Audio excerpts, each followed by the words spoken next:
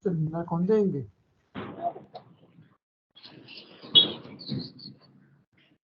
Son 3 enfermedades realmente frecuentes en nuestra infancia.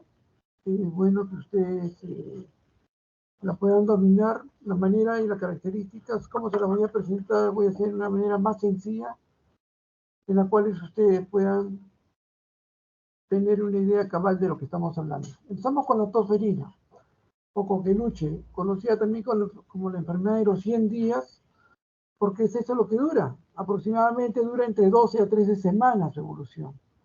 Se caracteriza por tener 3 fases, una fase catarral, una fase paroxística y una fase convalescencia. ¿Qué otra característica tiene? Si yo la quiero definir a tos ferina, que es una enfermedad infecciosa de las vías respiratorias. ¿De acuerdo? ¿Cómo hago el diagnóstico de una tos convulsiva? Sencillamente.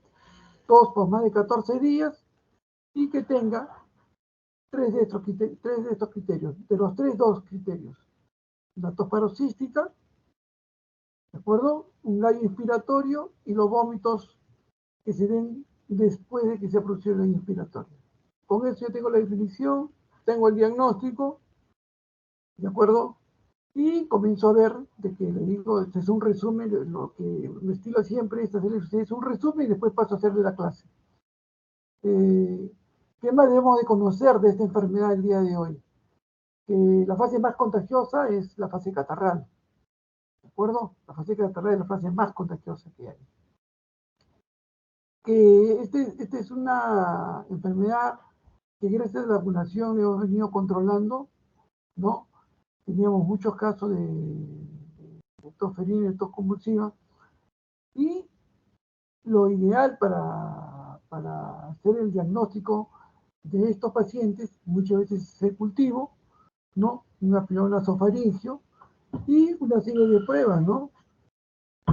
Antipertúrgica y la antihemoglutinina filamentosa son pruebas de por sí, aparte del PCR que se utiliza para hacer el diagnóstico. El diagnóstico es ser clínico.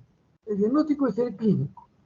Yo tengo mi diagnóstico clínico, ¿no? Con mi parámetro de tos mayor de 14 días, mi gallo mi tos paroxística, mi gallo inspiratorio y mis vómitos, ya tengo la parte clínica. Entonces, ¿qué hago? Mi plan de trabajo. Mi principal plan de trabajo va a ser pedir un hemograma. En este programa probablemente casi siempre tenga la posibilidad de que tenga una leucocitosis. Pero siendo una bacteria, la Bordetella pertussis, esta es única de las pocas enfermedades que siendo una bacteria produce linfocitosis. Es una de las características importantes a tomar en cuenta. Estamos frente a un cocobacilo gran negativo aeróbico, encapsulado, flagelado, que lo hace más virulento, y entonces no podemos cruzarnos de brazos, hacer el diagnóstico rápidamente y empezar el tratamiento con macrólidos, que por excelencia es el antibiótico de elección en estos casos. Dicho esto, ¿no? Nos faltaría cuáles serían las complicaciones. Son muchas: hemorragia subconjuntival, encefalitis, perdón, como neumonía, como cuadros así típicos de complicaciones. Empezamos entonces. Y entonces estamos teniendo que esta tos convulsiva decía que se la caracteriza más que todo por ser un síndrome pertussioide. ¿Por qué? Porque dentro de las bacterias tenemos sobre todo dos, ¿no? La Bordetella pertussis y la Bordetella parapertussis. ¿Cómo? Y como un adelanto, ¿cómo saber si es Bordetella pertussis y parapertussis? Las dos me producen leucocitosis, pero la Bordetella pertussis me produce linfocitosis, mientras que la Bordetella pertussis, parapertussis me produce neutrofilia. Esa es una de las características que debemos tomar en cuenta. ¿De acuerdo? Si ustedes ven abajo, Oraxela, clamidia, Pneumoniae, clamidia trachomatis, micoplasma, si bien es cierto, también causan una tos irritativa en el paciente, a veces una tos espasmódica, pero esto se da en niños mayores de 4 años. Si yo veo que es un lactante que tiene tos, yo nunca voy a pensar que tenga micoplasma o clamidia, ¿de acuerdo? Entonces, hasta la edad nos sirve para poder nosotros diferenciar entre uno y otro. No me quiero entrar mucho tiempo acá, ahí tiene la lámina, Lo que sí es bueno hacer este diagnóstico de diferenciar con adenovirus, más adelante lo vamos a hacer, ¿no? El citomegalovirus y el virus sincicial respiratorio de por sí son enfermedades a nivel bronquiolar que se ven pequeños también, pero que se caracterizan por presentar sobre todo sibilancias, no tiene tos paroxística. Bien, y esta es la manera como lo vamos a trabajar. El síndrome presunción vamos a hacer una introducción, los aspectos clínicos, el diagnóstico, el tratamiento, complicaciones y algunos tips que se les he sacado del Act Today para que ustedes lo puedan tener. Y acá está lo que les decía. El síndrome pertussoide se caracteriza por este es el diagnóstico típico de la enfermedad pertussoide. Tos intensa de más de 2 semanas de duración. Vuelvo a repetir, y está en rojo, tos intensa de más de 2 semanas de duración que tenga al menos uno de los siguientes criterios. Episodio paroxístico de tos, ¿de acuerdo? Gallo inspiratorio y vómitos tras la sintomatología presentada. Con esto ya tengo mi diagnóstico, ¿no? Una manera sencilla de hacerlo que debe quedar en cada uno de ustedes. ¿Y qué hemos dicho? Que bueno, todavía más tarde, más adelante viene, es un bacilo, es un cocobacilo, ¿de acuerdo? Aeróbico, gran negativo, que se caracteriza por todo, por ser encapsulado. Ratito. Pues ser encapsulado sí por tener fibras. Más adelante van a ver lo importante de que sea encapsulado y que tenga fibras. Bien, entonces para la detección de ellos, indudablemente que el PCR pues, es la parte más importante. Que hemos dicho que puede ser a través de cultivo o puede ser de anticuerpos. El cuerpo reacciona con dos tipos de anticuerpos, con el PT y con el FHA. ¿Qué son el PT y el FHA? Son anticuerpos para pertussis, y el otro es el filamentoso, la aglutinina filamentosa. Bien. Y ahí lo que les decía, ¿no? Es una enfermedad, la definición en sí, es una enfermedad infecciosa del tracto respiratorio, ¿sí? Causada por la Bordetella pertussis y en menor cuantía de la Bordetella parapertussis. Esa Bordetella pertussis es un cocobacilo gran negativo aeróbico que tiene trofismo por por la parte respiratoria, por el tejido certificado cilíndrico ciliado que tiene el epitelio. Bien.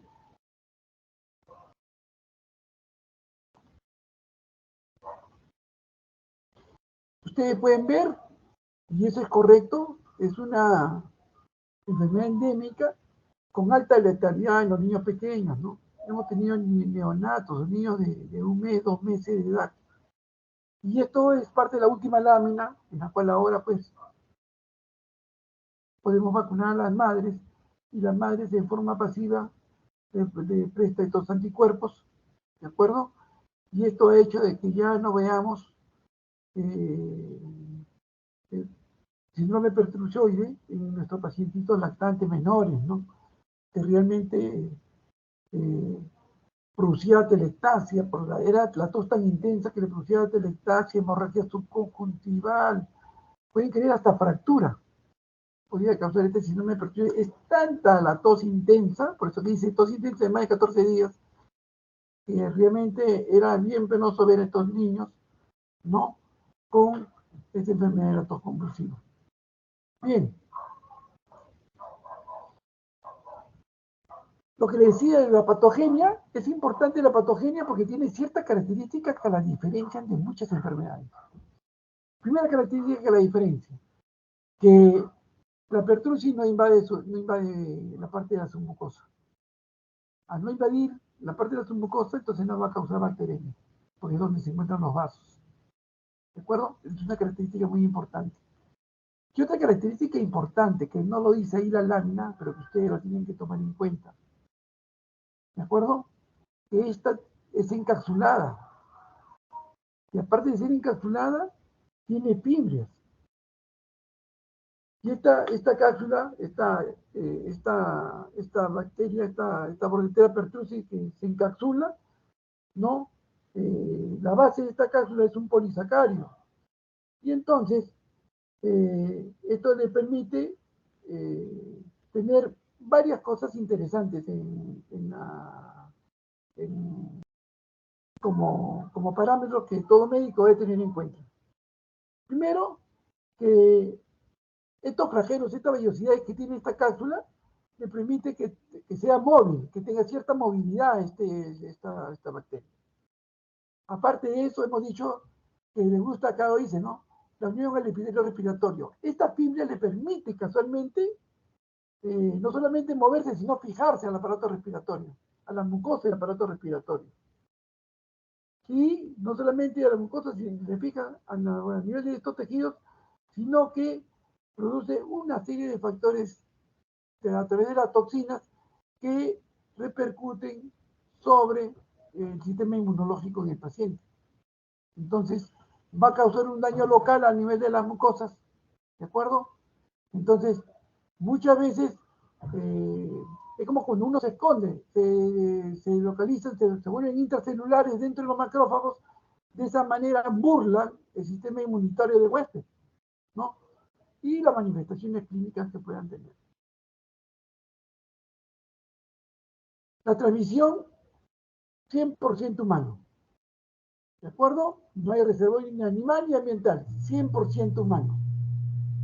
¿Ya? Es altamente contagiosa, tiene un periodo de incubación, conforme lo dice ahí, que ahora lo vamos a ver más adelante, de 7 a 10 días, ¿no? Sobre todo de un promedio de un par de semanas, eh, como factores a tomar en cuenta. Y acá lo que le decía, esta es la enfermedad de los 100 días.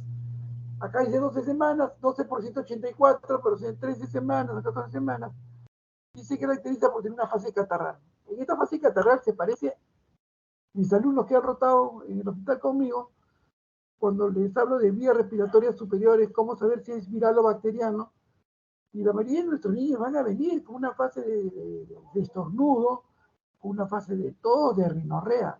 A esa fase catarral la presentan muchas enfermedades y efectos contagiosas. Y esta enfermedad no es ajena a ese tipo de fase catarral. ¿De acuerdo? Sí tiene una característica, no como todo virus, que la fiebre es baja, no es alta. Y como esta es una bacteria, debería tener 39, 39,5. Sin embargo, presenta una fiebre baja como si actuara como un cuadro viral, esta bacteria. Bien, ¿y qué es lo que le decía? Exactamente contagiosa. ¿Cuánto tiempo dura? 1 o 2 semanas. ¿Y por qué es importante decir que 1 o 2 semanas? Porque se sale el parámetro. Cuando un paciente viene por un IRA, por una infección respiratoria aguda de tipo viral, lo lógico es encontrar que venga con 2, 3, 4 días de evolución. Así como vino el virus, se va. Entonces tiene 3 o 4 días y el paciente queda como nuevo. Sin embargo, en este caso, el paciente tiene 7 hasta 14 días con esta fase catarral y el paciente no mejora. Ha ido a un médico, otro médico, y en el asunto, cuando los padres se comienzan a sorprender, cuando el niño comienza a toser. Pero ya la tos ya no es una tos leve, ocasional como en la fase catarral, ya es una tos exigente, espasmódica, paroxística, que no calma con la tos. O sea, es una tos que no calma, es una tos continua. Entonces, permítame decirle que en estos casos, que ustedes vean que probable tos convulsiva, no le metan el baja lengua, porque lo único que hacen es estimularlo más. Normalmente siempre pregunto en mis clases, esta vez no voy a preguntar por el corto de tiempo que tengo, y porque he empezado 10 minutos retrasados, pero esta enfermedad, estas cosas de espasmódicos se dan más en la noche. Cualquiera de ustedes que han sido mis alumnos o los que van a ser mis alumnos, si me dice por qué es más de noche, le pongo un punto sobre su promedio práctico. A ver, voluntarios, uno que me diga por qué es más de noche, sea en todo el día, pero es más frecuente en la noche.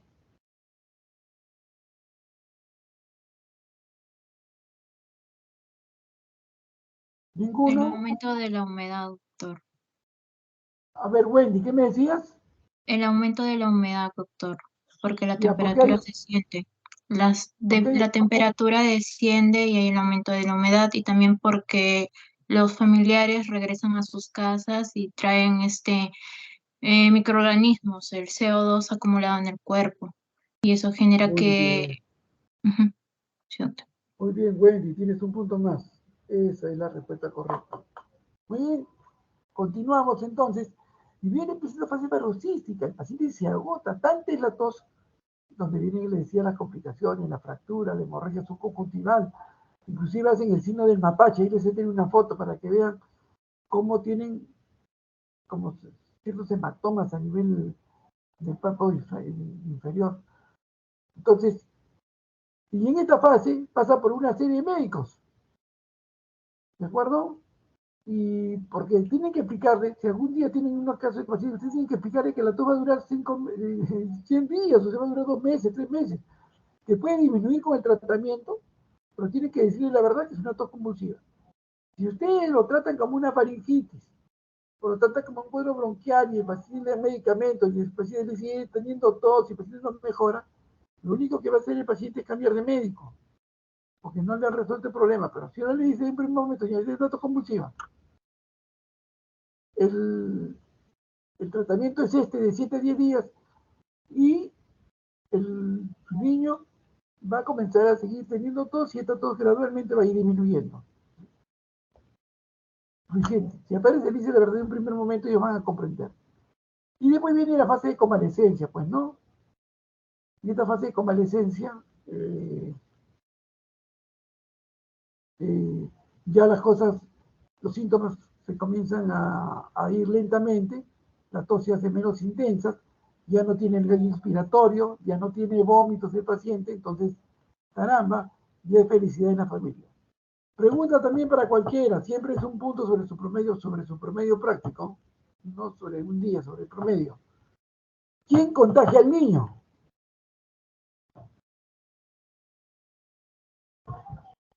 Los padres. Muy bien, muy bien. ¿Quién no te ve en pantalla? ¿Apellido? Almeida. Almeida Almeida. Ramírez. Muy bien, Almeida. Tienes un punto más sobre tu promedio. Excelente. Ya está, gracias. Muy bien, pero padres, pues. Es por eso que la vacunación en estos pacientitos se hace el segundo mes, cuarto mes, sexto mes. ¿De acuerdo? Al año y medio, a los 4 años. Y cada 10 años debemos vacunarnos. Los padres son los que contagian. Los padres son los que traen la enfermedad. Los padres son los que traen la bordetela pertussis, que son los que contagian al bebé. Bien, bien. A ver. Wow, 18 minutos. Ahí están las 3 fases, una repetición, una fase catarral, paroxística y de convalescencia. A ver, ¿qué se puede sacar de acá? El PCR, que ya le hemos dicho, los cultivos que se tienen que hacer, ya le dije los anticuerpos, los dos anticuerpos, la aglutinina filamentosa y la pertusis, el anticuerpo para el pertusis, ¿cierto? El hisopado nasofaringeo que se puede hacer, y lo que le decía el hemograma. Este es un hemograma que por sí presenta leucocitosis, ¿no? Como es un gran negativo, ¿cómo puede ser el hemograma? Igual un punto para cualquiera. Es un coco bacilo gran negativo. Puede haber leucocitosis o leucopenia. Muy bien, Cristina, muy bien. Entonces de acá, para ustedes, lo siguiente, de que los gram positivos siempre van a causar leucocitosis. Los gram negativos pueden causar leucocitosis, hemogramas dentro de límites normales o leucopenia. Eso tiene que quedar bien claro para toda la promoción. En este caso, la mayoría de los pacientitos con síndrome hipertiroides hacen leucocitosis, pero esto no quita que puedan tener una leucopenia. Y la característica es que presentan linfocitosis. Y esta linfocitosis no es de la parte sanguínea, sino de la parte ganglionar. ¿Ya? Por eso que dice suele presentarse linfocitosis, ya que la toxina pertusis produce la liberación de linfocitos de sitios extravasculares de la sangre, del sistema linfático. Bien. Y acá le decía el diagnóstico diferencial. Ya tenemos el diagnóstico primero. Hemos dicho que la diferencia, igual, un punto, a ver si han estado atentos. La diferencia entre la bordetela pertrusis y la parapertrusis con relación al hemograma. ¿Cuál sería la diferencia?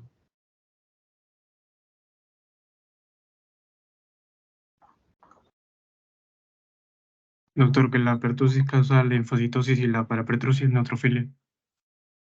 Muy bien, Renzo. Muy bien.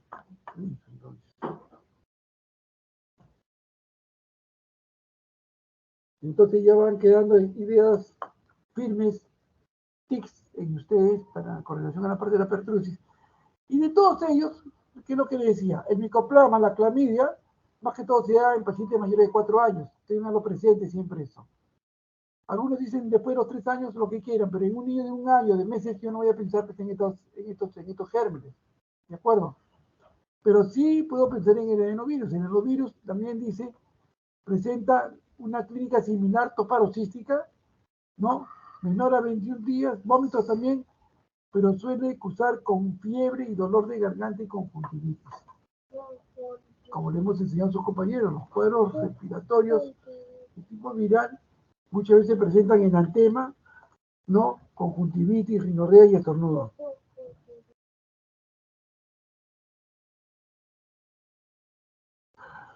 Se escucha la voz de una niña que es mi nieta.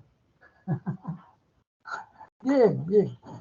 Listo, entonces, esta es la manera del adenovirus. Estos son factores positivos, factores negativos. Lean, son factores predictivos para tosferina, para que vean. Entonces viene la linfocitosis. Dicen, en tratamiento los niños menores de 3 meses deben ingresar en un hospital sin excepción. Necesitan apoyo, pues. Y nosotros tenemos en el hospital una fisioterapeuta buenaza, 2 fisioterapeutas buenazas que nos han ayudado un montón con los niños con bronquiolitis, con todo. Y realmente estos niños que vengan pequeñitos, lactantes pequeños, menos de 3 meses, deben de tener esta oportunidad de poderlos hospitalizar. Hay tratamiento de soporte, el tratamiento de antibióticos es a través de los macrólidos. A la una. Y acá está. Miren bien, acá hay una cosita también interesante que quiero que lo tengan. Y es una controversia. Me queda poco tiempo, pero se lo tengo que decir. ¿Cuál es la controversia? Que de por sí, a todos los niños nosotros le damos antes eritromicina. 50 miligramos por kilo cada 6 horas por 14 días. ¿Qué problema, qué ventaja podíamos tener?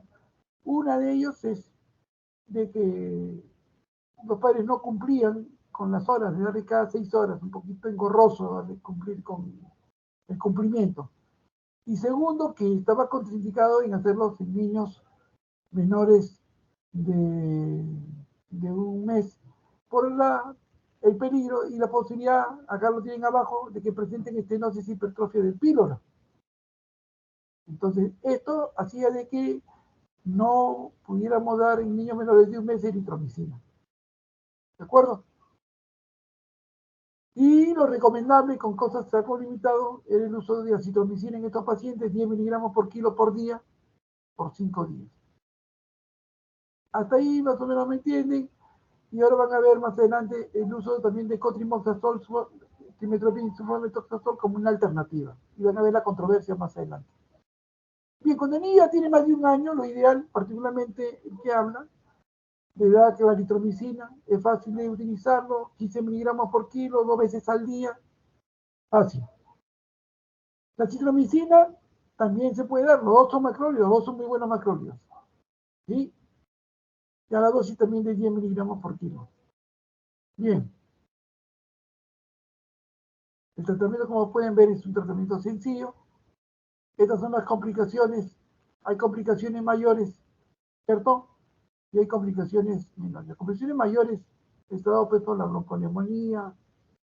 Estos pacientes pueden presentar, es tanto el esfuerzo respiratorio que hacen, que pueden presentar una apnea, una hernia diafragmática y fractura de las costillas, lo que le decía. Hipertensión pulmonar particularmente no vemos. Bien. Y lo demás, sangrado, edema facial, otitis media son factores predictivos menores, ¿no? Este sistema de vacunación que casi no hemos hecho, miren este niño, la hemorragia subconjuntival, miren el signo de mapache, como si se hubiera caído y se hubiera roto la fosa media, o la fosa anterior. No la fosa media, sino la fosa anterior. Cuando hay lesión de fosa anterior, vemos muchas veces estos tipos de signos en nuestros pacientes, cuando presentan un TEC. ¿Qué factores aumentan el riesgo? Si la madre no le va a lactar, no recibe lactancia materna, para que vean la importancia de la lactancia materna, ¿no? Cuanto más pequeño es el niño, mayor es su factor de riesgo. O sea, si tiene un mes, mayor factor de riesgo de que pueda fallecer. La prematuridad también nos juega en contra. Si el paciente viene concomitantemente con una neumonía, también nos juega en contra. Y cualquier problema que esté presentando cualquier problema viral adyacente al cuadro de estos convulsivos. Esto sí es interesante, rapidísimo nomás para que tengan, ¿no? Niños que no han sido vacunados o completamente vacunados según su edad, iniciar la vacunación con completar la dosis restante. Si el niño tiene más de 12 meses, ¿no? Y ha recibido la tercera dosis, hasta hace 6 meses se le puede administrar la cuarta dosis. Hemos dicho que se le administra las 3, al año y medio la cuarta y la quinta dosis a los 4 años. De preferencia a celular a partir de los 4 años. Y ahí lo tienen después de los 7 años y cuando son adultos también. No, si han pasado más de 10 años, casi no hay vacunas y por lo tanto sería bueno vacunarnos. Sería bueno vacunarnos, no solamente vacunar. Todos debemos vacunarnos. Vamos a dejar así. Bueno, la toferina pues es una bacteria inactivada, como es la DPT, el listerio tozoide difterico, el tétanos también es un tozoide difterico. ¿Cuándo hospitalizar? No, sacado de toxicidad de lactudei, síndrome respiratorio, cianosis o acné en el paciente, signos generales de peligro, vomita demasiado que se me va a deshidratar el paciente, entonces tengo que hospitalizarlo.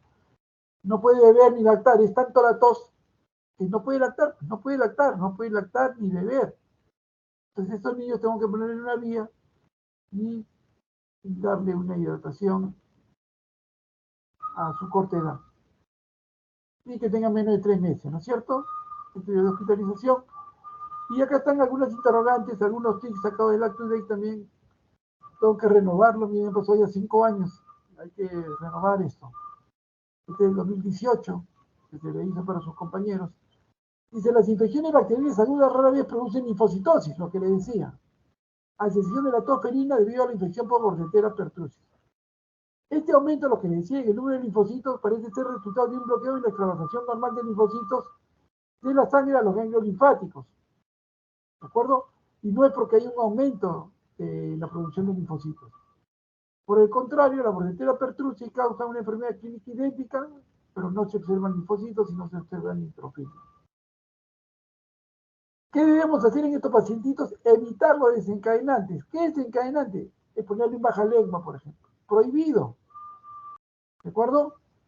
Entonces, tenerlo abrigado, no exponerlo a temperaturas frías, no le va a poner el estetoscopio debajo de su chaquetita, por ejemplo, para examinarlo. ¿Sí? Y en estos pacientes, pues, como en la bronquiolitis, no se le da pues, antihistamínicos, no se le da de antitusivos, no se le da corticoides, no se le da broncodilatadores, por favor. ¿Sí? No resulta beneficioso a esto. Y acá lo que le decía del trimetoprim-sulfametoxazol en niños pequeños, ¿no? Pequeños me dice, el trimetoprim-sulfametoxazol puede ser una alternativa para los pacientes que tienen una complicación menor de un mes, o no pueden tolerar los agentes macrólidos. ¿De acuerdo? ¿Qué dice acá abajo? El trimetoprim-sulfametoxazol no debe usarse en bebés menores de 2 meses de edad, debido al riesgo potencial de carníperus, relacionado con el desplazamiento de la bilirrubina. O sea que la bilirrubina no conjugada, no lo deja fijarse a la proteína, y entonces actúa como bilirrubina libre, y al ser bilirrubina libre se va al cerebro, pues, ¿no? Por ese camino. Ese es lo que hace el trimetopiso retoxazón. Bueno, la etapa catarral es la más contagiosa, ya lo saben, y yo creo que esta es la última lámina. ¡Wow! ¿Cómo proteger a un bebé hasta que reciba la primera dosis de la vacuna? Hasta que reciba los primeros al segundo mes recibe la vacuna. Lo que les dije, vacunar a la madre en las 27 semanas de gestación. De esta manera, la madre a través de la placenta para proteger al niño pasándole en forma pasiva la vacuna. Bien.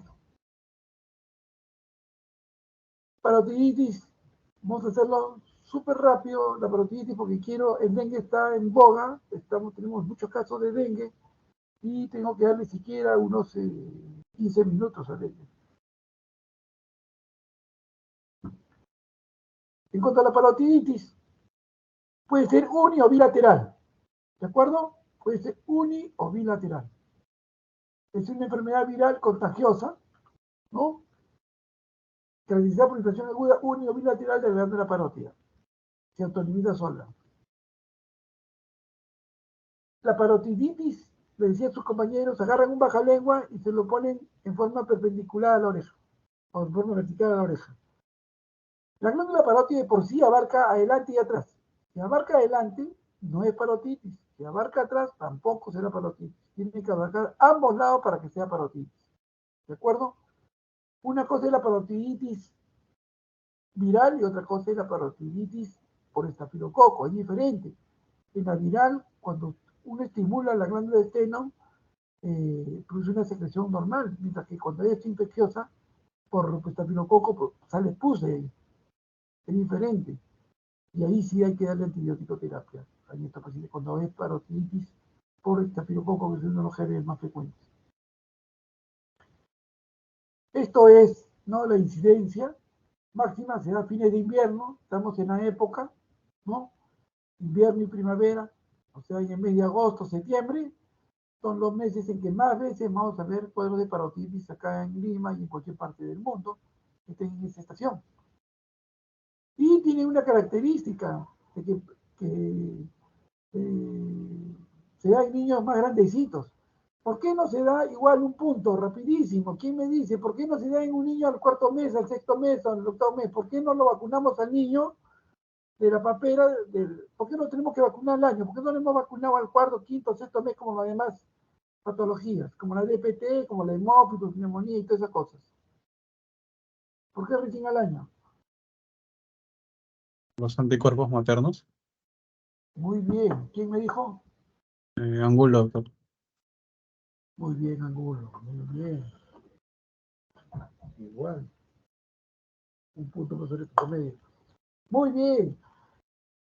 Los anticuerpos que le pone pues a la madre se les vacuna ahora, estos anticuerpos sirven para que el niño tenga prestados esos anticuerpos en el primer año.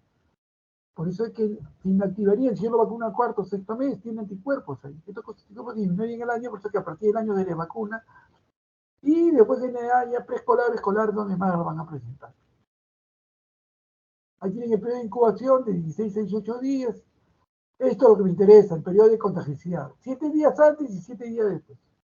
Eso es 7 y 9. Si una semana antes, una semana después, el periodo de contagiosidad. ¿De acuerdo? Pico máximo, o sea, el pico máximo de contagiosidad ya 1 o 2 días antes y 4 días después del comienzo de la enfermedad, del crecimiento de la glándula parótida. ¿Cómo se transmite? Por las microgotas, al hablar. Una vez que se le diagnosticó parotiditis al pacientito, debe decirle que no vaya al colegio, si va al colegio 5 días. Después de 5 días recién puede ir. Acá tienen el virus de la parotiditis, un virus ARN, perteneciente a la familia de los paranoxivirus. No voy a hacer tanta teoría, esa la pueden encontrar, quiero más la parte clínica, abocarme con ustedes a eso. ¿Qué otras cosas interesantes deben tener? El virus está presente en la saliva desde 7 días antes hasta 9 días después, eso ya lo hemos dicho, ¿no? Y el hombre es el único reservorio del virus de la parotiditis, no hay portadores, no hay portadores. Y acá tienen, miren, bilateral acá, unilateral. ¿Qué se ha perdido acá? El ángulo mandibular. Se pierde el ángulo mandibular. Entonces, le abro la boca y veo la deformación del conducto de esteno y veo que está hiperémico. Y estos se caracterizan casi siempre porque dan problemas digestivos, también dolor abdominal, ¿no? O que causan una reacción inflamatoria a nivel del páncreas. Entonces, estos pacientitos muchas veces le pedimos amilasa, ¿no? Como un signo para confirmar muchas veces el diagnóstico que estamos teniendo, porque el diagnóstico es clínico. ¿Qué vamos a ver? Otalgia lateral del lado de la lesión, porque comprime un nervio, orificio del conducto de esteno enrojecido y hematoso, ya lo dijimos ahorita, borramiento del ángulo mandibular, y son pacientitos que no pueden masticar, ¿no? Muy bien, siempre podemos pedir la parte serológica, la IgG y la IgM, ¿no? La IgG en la fase más aguda, y casi en la etapa de convalescencia podemos pedir ya la parte de la IgM, aparte de los exámenes que estamos viendo acá, de PCR y inmunofluorescencia. Esto es lo que decía, las causas infecciosas y no infecciosas. La fase infecciosa puede ser por parainfluenza, virus de Epstein-Barr, y la parotitis supurada, que sea por Staphylococcus aureus. ¿Qué complicaciones tiene? Pancreatitis, miocarditis, meningitis, encefalitis y sordera por problemas neurosensoriales. Muchos de estos pacientes causan orquitis, o sea, una orquepedimitis en el pacientito. Un dolor, ¿no? Siempre examinar testículos en nuestros pacientitos varones. Y en las mujeres les da la parte de ofaritis, o sea, un dolor a nivel de fosas ilíacas o si no termina a nivel hipogástrico. Miren, ahí están las zonas eritematosas, esta orquitis que presenta el pacientito. Bien, bueno, si esta es la parotiditis por meningitis, no es una complicación poco frecuente, pero siempre tienen que tomarla en cuenta. ¿De dónde puedo aislar el virus? De la papera, de la saliva, de la sangre o de la orina. ¿De acuerdo? Muy bien. Podemos detectar en un primer momento el IgG y más adelante el IgM. Tratamiento sintomático, en líneas generales, ¿de acuerdo? Esta es la prevención, que ya lo saben ustedes. Ya que es lo que decía, esta flecha es la flecha negra, esta es la parte normal. En la parte normal, la flecha que vemos acá, miren cómo la glándula parótida se encuentra adelante y se encuentra atrás. ¿De acuerdo? Se encuentra adelante y se encuentra atrás. Y de esa manera, miren, y acá está la glándula parótida adelante y acá está la glándula parótida atrás.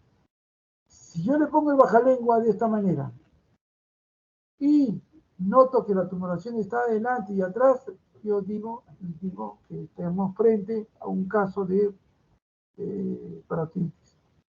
Hace poco nos llegó al hospital un caso de un ganglio, un semejante ganglio acá, era por arañazo de gato, ¿de acuerdo?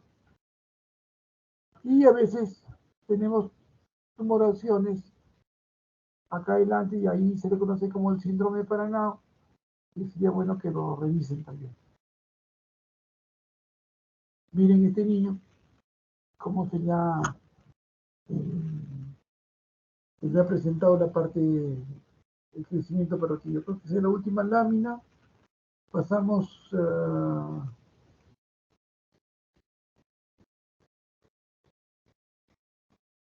vamos a pasar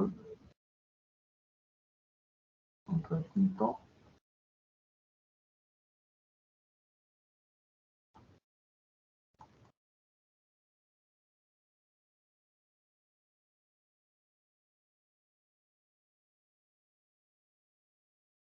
Bueno, varios de sus compañeros han hecho conmigo, han visto dengue, ¿no? Siempre, todas las semanas tenemos 2, 3 dengues en el hospital.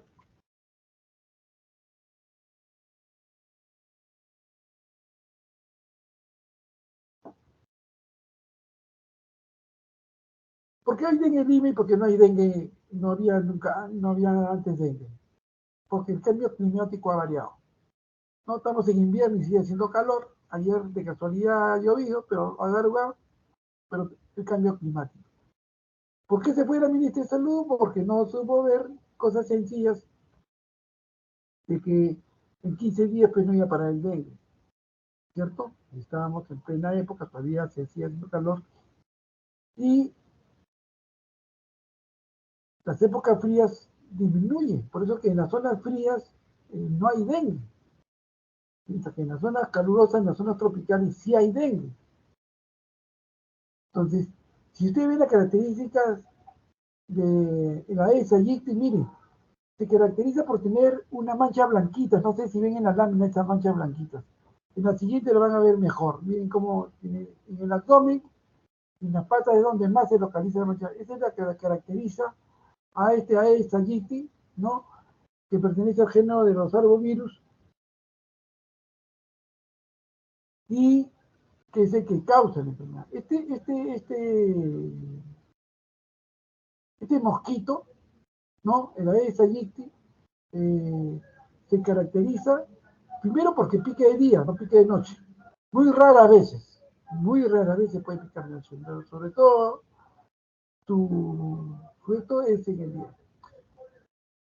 ¿Se contagia o no se contagia el dengue? El dengue no se contagia. Cuando me pregunta, doctor, ¿y tengo dice, ¿me voy a contagiar a mi hermano? No, no se va a contagiar.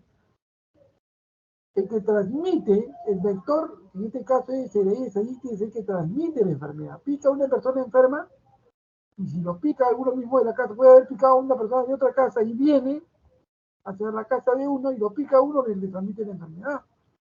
O cuando estamos en espacios abiertos, que hay mucha gente, pica uno de ellos teniendo la enfermedad y pica a una serie de personas, a todos le va a transmitir la enfermedad. Entonces, este Sayicti tiene ciertas características, inclusive en cuanto a la distancia. Más de 7, 8 metros, no, hasta un máximo de 10 metros no alcanza, o sea, tiene un hábito más que todo bajo en vuelo y causa una serie de enfermedades en el ser humano. Acá está otra lámina diferente de la Aedes aegypti. Hemos dicho que la hembra es la que pica, no el macho, está la hembra del mosquito. Miren, ¿quién tiene riesgo de dengue? Es una lámina, si mal no me equivoco, del 2021. Esta clase sí es actualizada para ustedes. ¿De acuerdo? Miren, acá estamos en Perú, la parte norte, de Lima para arriba. De Lima para abajo, Arequipa, Moquegua, Guatana casi no tiene, pero si ustedes ven acá,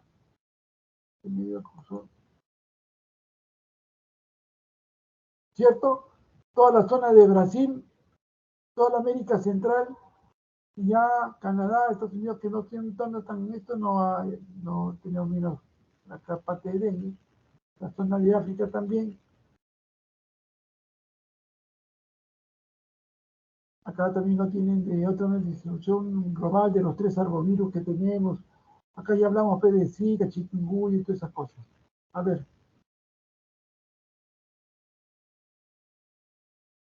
Tenemos 4 tipos de dengue. Estamos hablando ya de un quinto tipo de dengue. Dengue 1, dengue 2, dengue 3, dengue 4. La mayoría de los pacientes acá en el Perú, en Lima, en Latinoamérica, tenemos el dengue tipo 2. El 2 es el más frecuente. ¿De acuerdo? El 2. ¿Causa inmunidad contra todo el dengue? No, causa inmunidad solamente contra el dengue 2. Si más tarde me pica a mí el dengue 1, el 3 o el 4, yo voy a hacer nuevamente la enfermedad. Y una de las características que tienen que saber, el paciente que tiene por segunda vez dengue es el paciente de mayor riesgo. Ya de por sí el dengue, tener el dengue por primera vez es un riesgo. El que tiene dengue por segunda vez tiene un doble riesgo. La posibilidad de hemorragia, la producción de una plaquetomía extrema es más probable. Es por eso que para vacunar a un paciente tiene que haber tenido dengue. O el antecedente de un examen de laboratorio de haber tenido dengue, si no, no lo pueden vacunar. ¿De acuerdo? Entonces no causa inmunidad cruzada. Su tiempo de incubación es más o menos de 3 a 4 días, 6 a 7 días, ¿no? De 3 a 4 días. Ahora lo van a ver con una lámina también. ¿Cuánto me queda? 5 minutos. ¿Y cuántos son? 53 láminas. 3 etapas bien claras. La etapa febril, la etapa crítica y la etapa de convalecencia. La etapa febril, acuérdense bien esto. En niños y en adultos se lo voy a enseñar. En niños, la característica es el dolor retroocular, el dolor abdominal y los vómitos, y las diarreas y vómitos. En el adulto poco diarrea, en el adulto dolor ocular y dolor abdominal. ¿De acuerdo? En el adulto da más los dolores quebrantahuesos, esos dolores osteomusculares intensos, más en adultos. Puede darse en niños también. Entonces, el eritema, que es un eritema más rojo con unas islas blancas en el medio, característico de este exantema que se produce en la fase febril, en la etapa febril, no se da al tercer o cuarto día. La etapa febril más o menos dura 7 días. ¿No? Algunos dicen de 3 a 5 días, días más, días menos, pero hay una etapa febril. Cuando la fiebre cae, ahí pónganse a pensar 4 veces lo que tienen que hacer. Porque cuando la fiebre cae, o sea, a valores normales, es el día en que empieza la gravedad del paciente con dengue. ¿No? Hay daño a nivel del endotelio. Al haber daño a nivel del endotelio hay extravasación de plasma. Y al haber extravasación de plasma, el paciente comienza cada vez a tener menor cantidad de grita vascular y se puede estar chocando. Las plaquetas bajan a su mínima expresión. Comienza a haber visitopenia, leucopenia, o sea, el paciente comienza a estar más defendido. Entonces, es una etapa crítica, por eso se llama la etapa crítica, etapa de shock. El paciente comienza a hacer hipotensión, deshidratación, trastorno del sensorio. Entonces, tener bien claro estas dos etapas. La etapa de recuperación la tenemos todo, pues, ¿no? Ya estamos mejorando, ya es una etapa también importante, pero tomar en cuenta. Entonces, para eso le he tenido varios gráficos, 3 gráficos, no uno, sino 3 gráficos, para que ustedes lo tengan. Miren este gráfico, hermoso para mí. Hay otro parecido, pero con otras características. Miren, bien claro, la etapa febril, la viremia, queda en la etapa febril. ¿De acuerdo? Acá es donde el virus comienza a hacer estrago. Y acá tiene fiebre de 40 grados, dolor retroocular, diarrea, vómitos, dolor abdominal, dolores osteomusculares, todo acá, en la fase febril. El exantema, ¿no? El eritematoso con lagunas blancas, también acá en la fase febril. Y entonces acá en la fase febril, ¿qué va a pasar con el hematocrito? El hematocrito comienza a disminuir. Perdón, las plaquetas comienzan a disminuir y el hematocrito, conforme le enseñaba a mis alumnos, comienza a aumentar. ¿Por qué aumenta el hematocrito? Igual, un punto, cualquiera.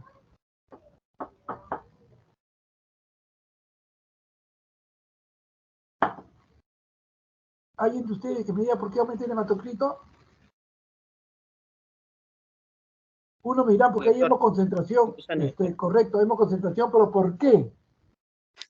Doctor, porque como mencionó que hay una extravasación del líquido, entonces aumenta, hoy pasa al tercer espacio y por lo tanto hay una hemoconcentración. Muy bien, tu apellido. Doctor. Orestes, ¿no? Muy bien, Orestes. Claro, miren, dense cuenta ustedes de que tengo 100 puntos, o sea, una escala del 1 al 100. 55% le pertenece al plasma, 45% le pertenece a los elementos formes, al hematocrito. Si hay extravasación, entonces es el porcentaje. Entonces, ¿qué pasa? Con relación al 100%, tengo el 45% de hematocrito. Pero ¿qué pasa? Que si el plasma que ocupa el 55%, al perderse a través de la extravasación, disminuye. Entonces la proporción ya no es igual. Ahora el hematocrito va a ser mayor que el plasma. Por eso sube, por hemoconcentración sube la parte del hematocrito. Y es un signo de riesgo que cuanto mayor allá. Acá no está, pero apunten esto. Si el paciente tiene un basal, por ejemplo, de 45% de hematocrito y ustedes notan que el hematocrito subió a 50, ya, bacán, listo, me han enseñado en clase eso, lo que sea, hemos considerado 55, bacán, 60 también. Pero si el paciente tiene más del 20% de hematocrito que ha subido, signo de riesgo total, shock. Apunten esto, si tiene más del 20% del hematocrito superior al basal que tenía, significa que la cantidad de pérdida de plasma ha sido cuantiosa, ha sido marcada. Por eso es importante saber el hematocrito, por qué el hematocrito aumenta. Y lo ideal es saber siempre por qué cada uno de ellos. Entonces la plaqueta disminuye, entonces acá ya se va a ver, cuando era un hemograma al paciente, va a ver una visitopenia. Esta visitopenia se caracteriza, no sé si pudiera tener unos 6 minutos más, ¿se podrá? El profesor creo que nos está esperando. A la delegada le preguntaba si podía tener 6 minutos más.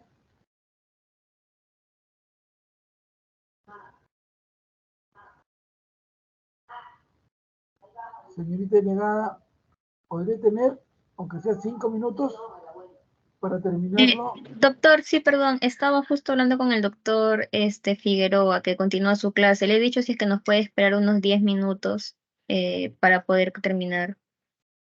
¿Sí? ¿Autorizó? Porque no me gustaría, pues, Sí, incomodarlo sí, doctor, tampoco. justo acabo de colgar con él. Le dije si es que Ya, nos puede esperar 10 minutos. ya. Listo, listo. Entonces, rapidísimo nomás.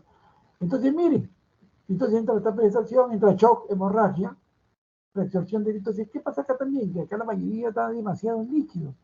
No hay un manejo hidroelectrolítico importante, ¿no? Hay que saber dominar, la clase no me alcanza para hacerles una cosa bien bonita y hidroelectrolítica, pero ya con mis alumnos ya conversaremos esa parte. Y miren los anticuerpos. ¿En qué fase debo pedir los anticuerpos? En la fase crítica y en la fase de convalescencia, donde los anticuerpos, el IgM y el IgG se van a procesar. Si yo lo pido en la fase febril, donde vienen muchos pacientes, ¿cómo me va a salir? En la mayoría de veces negativa. Entonces, ¿qué le pido ahí? La prueba de antígeno, la NS1. Ahora van a verlo. Les estoy dando todo mascadito para que sepan dengue. Ustedes tienen, todos de la promoción tienen que dominar dengue. Acá está de otra manera. La fase de la infección, el shock. No me va a quedar más tiempo. Y acá viene. Pero traje esta lámina, va mucho más bonita. ¿Ves? Acá está el NS1 y el PCR se pide en esta etapa. Y los anticuerpos pedirlo en esta etapa. ¿De acuerdo? ¿Queda? No se olviden. Igual que la fiebre tifoidea, yo no pedí un paciente con fiebre tifoidea aglutinación especial al tercer día, ni al segundo día. Yo no tengo pedido después del quinto día. Igual acá, miren, todo tiene su porqué. Entonces, en la parte de antígeno de NS1 y PCR se pide, como el PCR es más caro y demora más, y esto lo tengo en minutos. Bien. Acá lo que le decía, ¿ves? Un gráfico vale más que 1000 palabras. Mira, acá pica el mosquito, acá picó el mosquito, y después de 3 o 4 días el paciente empieza a hacer el problema. ¿De acuerdo? Y acá donde le pido la prueba de antígeno de ELISA, a partir de acá ya le puedo pedir pues la prueba. Por eso el NS1 es positiva acá. Bien. En la etapa febril, entonces, las plaquetas comienzan a disminuir. Se asocia la presencia del virus en la sangre, la viremia, la caída de la fiebre se asocia al momento en que el paciente se agrava, no se olviden. Cuando cae la fiebre, hay que estar atentos. En la etapa crítica ya pues todo lo que es shock. ¿Cómo sé que tiene shock? Si es el punto cerebral, trastorno del sensorio, letárgico, somnoliento, y es periférico, pulso piriforme, taquicárdico, piel fría, pulso, ya dije, pulso piriforme llenado capilar mayor de 2 segundos, y si se sigue complicando, ahí está un shock, ya hipotensión arterial.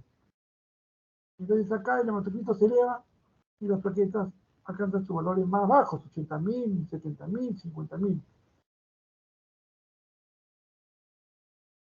Y en la etapa de recuperación, acá pues los anticuerpos también, ya lo he dicho, en la etapa crítica, en la convalescencia, si este paciente ya mejora, toda esa alegría, se va a su casa.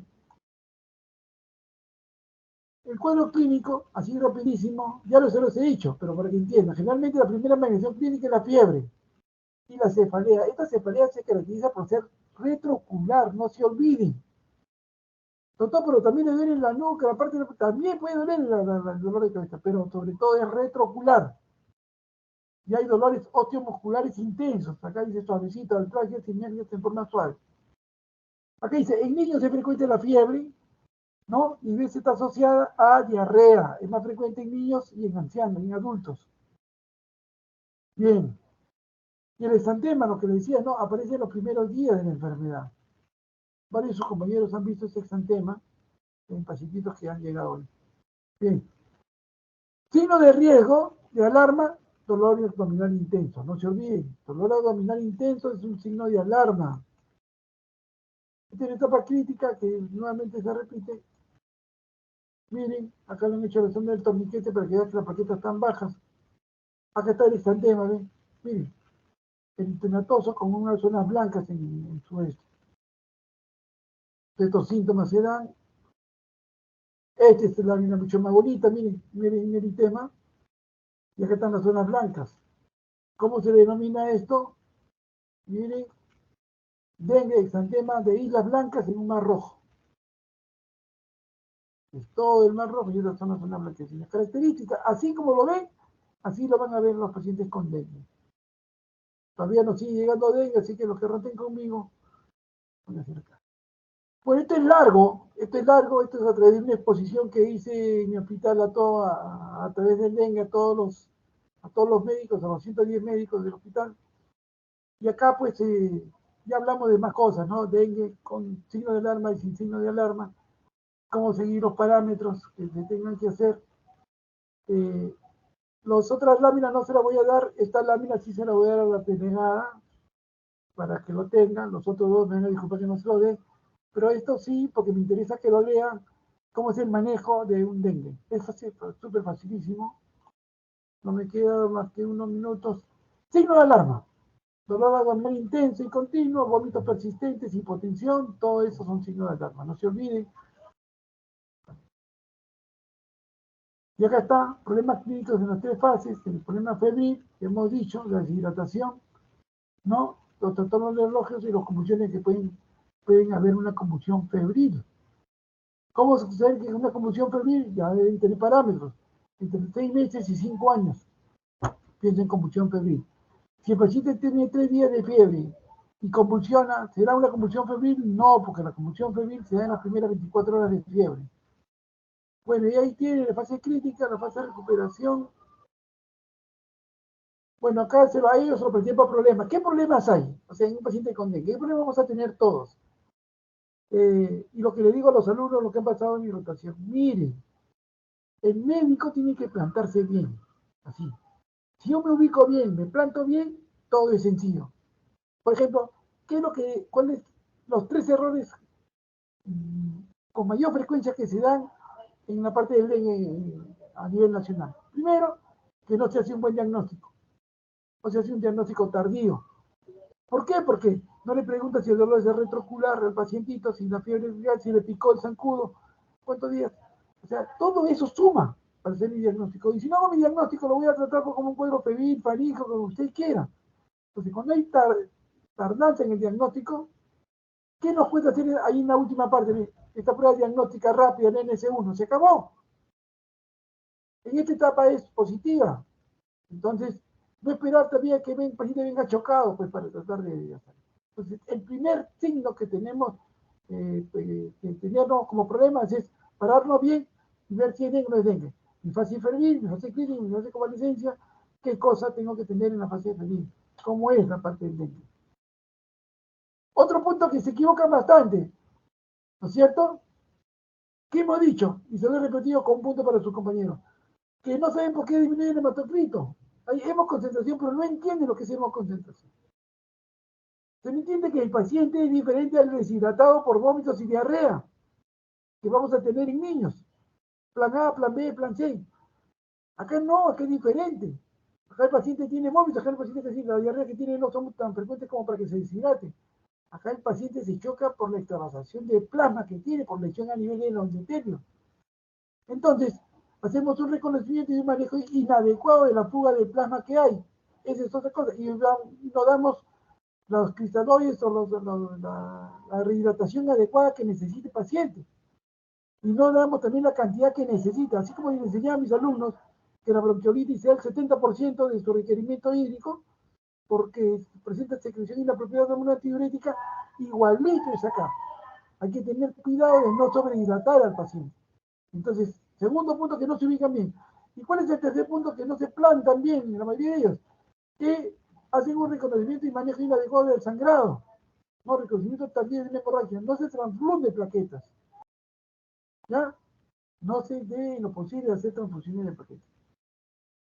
Se puede transfundir glóbulos rojos por no plaquetas. Bien. Y acá les enseñaba que una cosa es zona endémica y otra cosa que no sea zona endémica, pues no. En la zona endémica yo tengo que pensar muchas veces en todo este tipo de enfermedades. Pero aquí en Lima pues no voy a presentar Zika, chikungunya, malaria, tanta cosa. O sea, no va. Pero si es en una etapa que no sea endémica como en Lima, aparte del dengue tengo que pensar en todas estas enfermedades. No sé si me dejo entender. La idea de estas dos láminas, en resumen, es eso. Y acá está el manejo, un manejo sencillo. Plan A, plan B, plan B2 y plan C. Dengue con signo de alarma, ¿cómo manejo dengue sin signo de alarma y manejo con signo de alarma? Con signo de alarma es lo que hospitalizamos nosotros, y sin signo de alarma lo manejamos en forma ambulatoria, en su casa, ¿no? Y acá está el grupo A y el grupo B1. Bien, denme un minuto nomás, por favor. Entonces, ¿qué cosa es el dengue? Plantarse ahí. ¿En qué fase estamos? ¿Estamos en la fase febril, crítico, recuperación? Tienen que, ya ustedes lo pueden determinar. Presenta unos signos de alarma, dolor abdominal, sensorio, vómitos, hipotensión. ¿Está estable o no está estable? ¿Cómo está su presión arterial media? Pues, ¿estoy frente a un dengue grave o no? Estoy frente a un dengue grave. Todo eso, ustedes lo tienen que hacer. Acatar los criterios de hospitalización. Esta es otra manera también de hacerlo, la consejería. Con el amplio dengue es amplio, ¿no? Para terminar la parte de la vacunación, nomás, se ha utilizado una sola vacuna en varios países de Latinoamérica, ¿de acuerdo? Todavía no tenemos en el Perú, por si acaso no tenemos en el Perú. Y acá está la parte de Yuna, ¿no? Con relación a esta vacuna tetravalente. Y acá tenemos la vacuna tetravalente. ¿Qué trae la vacuna? Si bien es el paciente así vacunado puede ser dengue, lo ideal es que ustedes entiendan de que se ha logrado que las hospitalizaciones disminuyen en 80.3%. La severidad también. El paciente con dengue se muere por eso, por la severidad. Entonces la vacuna logra ese objetivo. Así como el COVID ha logrado que ya la UCI estén vacías, que ya no se mueran tantos pacientes por COVID. ¿Quién no logró eso? La vacuna. ¿Me puede dar COVID? Sí, pero me da más sencillamente la parte de COVID. Y acá lo que les decía, no se use menor de 9 años. No hay información en pacientes mayores de 60 años si están en estudios entre 45 y 60 años. Son 3 dosis en un año, ¿no? Y algunos tics se transmiten por el mosquito Aedes que pica durante todo el horario diurno y que se encuentra en las ciudades. La fiebre es la única manifestación muchas veces que le llaman la fiebre quebrantahueso porque el dolor es retroocular y miajas y arcajas intensas. Signo de alarma, la inminente posibilidad de shock en el paciente y el dolor abdominal intenso es un dato muy importante, los vómitos también y el hematocrito mayor del 20%, no se olviden. La presencia de exantema cutáneo, lo hemos visto, ir a blanco y un más rojo, y se debe evitar el asunto de AINES, ácido acetilsalicílico, por el posible síndrome RY de problemas hepáticos y neurológicos en el paciente. No dar antiinflamatorios no esteroideos, por favor. El único indicado es el Panadol o el metamizol. Acá está el dengue hemorrágico. Bueno, quiero cumplir mi palabra de los 10 minutos que estoy pasando. Y este es un caso clínico bonito que ya no se lo voy a traer a colación. Este es de un pacientito que se le pidió un hemograma solamente para terminar. Disculpen esto, miren. La leucopenia de este pacientito. Este es un pacientito recién, de este año, de hace un mes o mes y medio. que lo subí, le mandé en Roy, mire lo que manda Roy. 2.300 leucocitos, una leucopenia marcada, y se caracteriza, me había olvidado, que presentan bastones. Estos pacientes con dengue presentan neurofilia con bastones. Mire, 14% bastonados. Y en este pacientito no bajó las plaquetas, creo. Las plaquetas estuvieron normales, sí creo, pero había leucopenia. Y lo normal es ver visitopenia en esto. Y miren, acá le salió positivo para NS1, no positivo, y también le salió positivo para anticuerpos. Estaba entre la fase febril y crítica el paciente. Bien. Bueno, que sea recomendaciones, no me hagas el tiempo, ya se lo había pasado que las vacunas siempre serán importantes, eso sería todo. Muchas gracias por su atención y disculpen que me haya pasado la hora. Gracias, doctor. Ya le escribo Bien. para que me mande las diapositivas. Ya, bien, quedamos así, hasta luego con todos ustedes, ya pasen con el profesor Figueroa. Dale. Gracias, doctor.